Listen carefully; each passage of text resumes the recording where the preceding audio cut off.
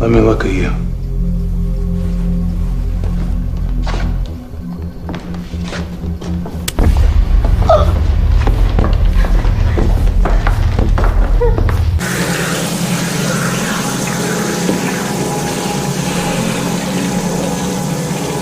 Welcome here, neighbors. In this video I am going to recap the true horrifying events movie called Believe Me, the Abduction of Lisa McVey. At the beginning of the story we see a 17-year-old girl named Lisa McVey, and she lives with her abusive grandmother and her grandmother's boyfriend named Morris.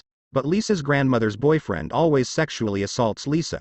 But her grandmother ignores it. When Lisa after her work, she always uses her bike when she goes home. But one night on her way home Lisa is suddenly attacked and kidnapped by a serial killer named Bobby. And he also rapes her in his car before taking her to his apartment. Lisa's grandmother reports her missing, but casually assumes she has run away.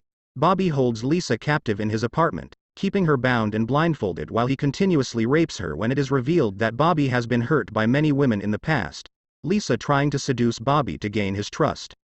Meanwhile, Lisa leaves her fingerprints on surfaces in his bathroom and strands of her hair under Bobby's bed. She also memorizes as much as she can about Bobby in his apartment when she temporarily removes her blindfold when Bob is sleeping. After 24 hours, Bobby tells Lisa he must get rid of her. He takes her to a secluded wooded area and holds a gun to her head, but after hearing her plead for her life, lets her go and flees the scene in his car. Lisa memorizes her surroundings and then makes her way home. She bursts into her house, telling her grandmother what happened to her, but she and Morris refuse to believe her. They beat her for 5 hours. Lisa's grandmother finally calls the police and they come to get Lisa for questioning at the police station.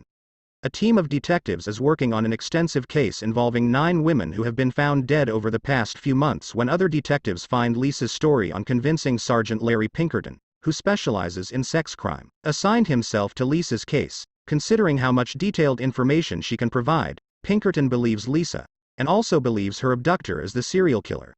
They are looking for Pinkerton, sends Lisa's clothes for forensic testing. Fibers on them match the fibers found on all bodies of the 9 dead women. Pinkerton and Lisa grow closer over time. She also confides in him about Morris's physical abuse of her at home, and Morris later arrested Pinkerton removes Lisa from her grandmother's home and puts her in protective housing for young adults. Over the next few days, Lisa takes Pinkerton through her ordeal, starting in the parking lot where she was abducted and recalling the terms she remembers Bobby making on the drive to his apartment not long after she discovers the tree with where she was left. And the police set up a 2-mile radius search. Pinkerton's deputy searches the area and spots a car similar to the one Lisa described Bobby. He manages to take a photograph of Bobby, allowing Lisa to positively ID him.